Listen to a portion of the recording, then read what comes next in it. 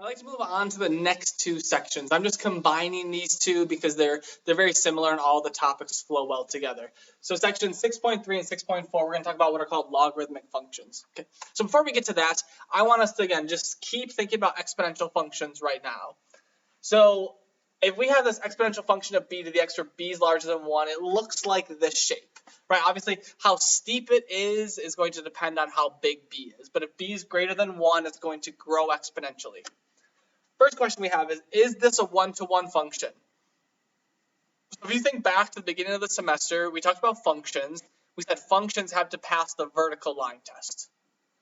One-to-one functions, first off, they had to be a function, right? Doesn't make sense to talk about a one-to-one function if it's not a function. So it needs to be a function, but it also had to pass the horizontal line test. So does this pass the horizontal line test? Well, yes. So then what do all one-to-one functions have? So we had this discussion way back that every one-to-one function, they have an inverse.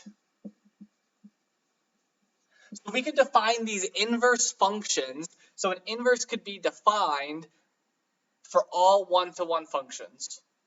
Okay, so what this means is that this exponential function has to have an inverse.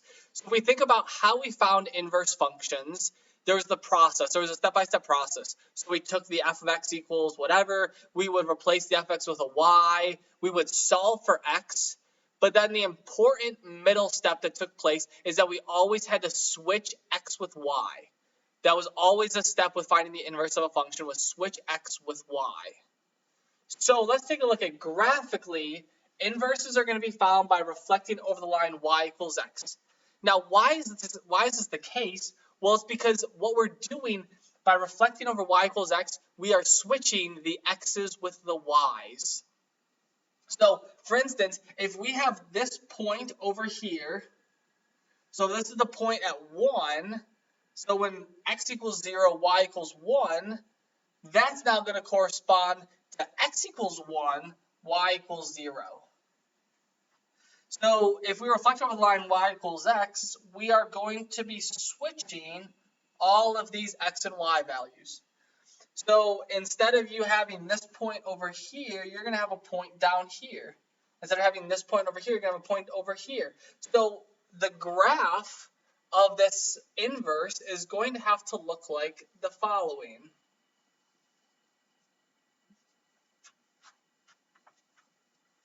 Maybe I'll have this go up a little bit more like this. So graphically speaking, if you try to see how this reflects, hopefully you can visualize this. All right, so we're going to use this property a lot, the fact that x and y are switching. So if we talk about the domain and the range, those will also switch with an inverse function. And that makes sense, right? Domains are x values, ranges are y values. So if this whole process of an inverse says I switch the x's and y's, the domain of the function will then become the range of the inverse. And then the range of the function will become the domain of the inverse because the x's and the y's are switching. So if we look at the domain of this function, so let's say this is our function, the domain of this we said was all real numbers. And then we said the range of this function was only taking on values larger than 0. So the range was 0 to infinity. But then we said the inverse function is going to switch these. So the range of this was 0 to infinity. That's the domain of the inverse. So 0 to infinity. The range now is the domain of this. Negative infinity to infinity. So if we look at this graph, we can somewhat see that. We can see that it's not going to go to the left of 0.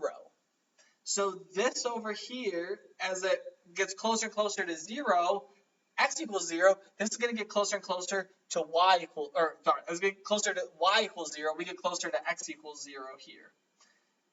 But then the range, this is going to keep going up and up and up. It might look like it starts to flatten out, but it will slowly but surely just keep going up and up and up because the range has to go all the way up to infinity. So now the name that we're going to give this, the inverse of an exponential function, is a logarithmic. function.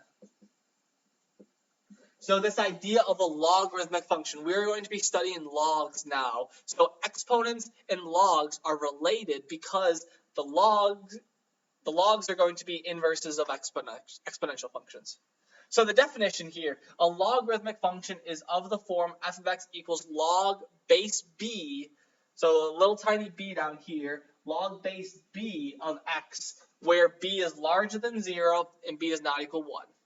And that makes sense because this b is going to be the same type of b we're working with here, where we said for any way for us to define this exponential function, we can only define it when that base is larger than 0 but not equal to 1. So we have the same thing is true here. So we have log base b of x, where b is larger than 0 and b is not 1. This is our logarithmic function. So we will now be studying this through the rest of this section and then throughout some further sections and then start to see the relationship between the both of these with this fact that they are inverses of one another.